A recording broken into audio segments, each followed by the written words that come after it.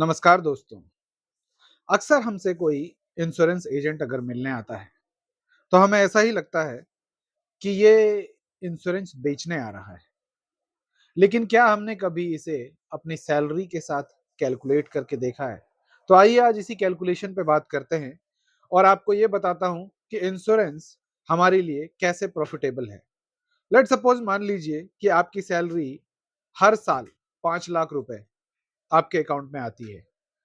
अगर हम महीने का कैलकुलेट करें, it would be around 50,000 per month.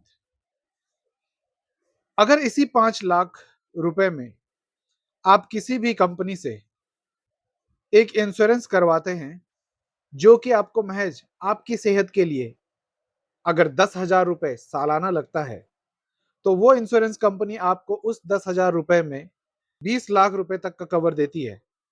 अगर हम पूरी अपनी सैलरी को 5 लाख रुपए से 20 लाख पे कैलकुलेट करें तो वो 25 लाख हो जाती है। इससे होता क्या है? इससे फायदा क्या है आपको? ये जानते हैं।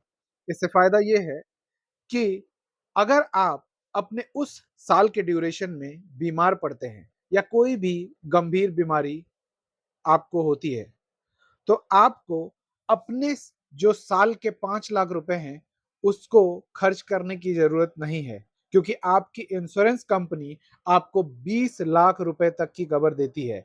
सो आपका जो 5 लाख रुपए है, वो आपके 10,000 रुपए से सेव होता है और 20 लाख तक आपको कवर मिलता है। इससे हमें ये पता चलता है कि हम अपनी जो सेविंग्स हैं, उसको बचा सकते हैं महज 10,000 रुपए खर्च कर कर।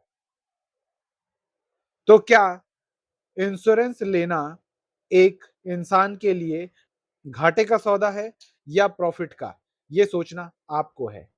आप अपनी 5 लाख की आय को 25 लाख का बनाते हैं महज 10,000 खर्च करके।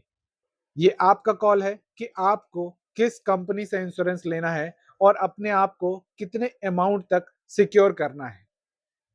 क्योंकि किसी भी क्रिटिकल इलनेस बीमारी की अगर हम आज के मेडिकल कंडीशन में बात करें, तो बहुत सारे मेडिकल फैसिलिटीज़ हैं, जिनमें क्रिटिकल इलनेस पे आपको अगर आप किसी भी हॉस्पिटल में इलाज करवाने जाते हैं, तो लगभग 10 से 15 लाख का खर्चा होना तय है। और उसी 5 लाख में आपने अगर 10,000 की इन्वेस्टमेंट की है, तो आप अपने 4,90,000 को किस तरीके से यूटिलाइज़ करना है, वो डिसाइड कर सकते हैं। अपने ग्रोथ को किस तरीके से बढ़ाना है, ये भी डिसाइड कर सकते हैं। तो फैसला आप पे है कि इंश्योरेंस कंपनी जो भी आपके पास आती हैं, आपको उनसे इंश्योरेंस करवाना है या नहीं करवाना है, ये आप डिसाइड करेंगे। मैं किसी इंश्योरेंस कंपनी की रिकमेंडेशन आपको नहीं दे रहा हूँ, बस आपको इंश्योरेंस के फ़ायदे बता रहा हूँ। धन्यवाद।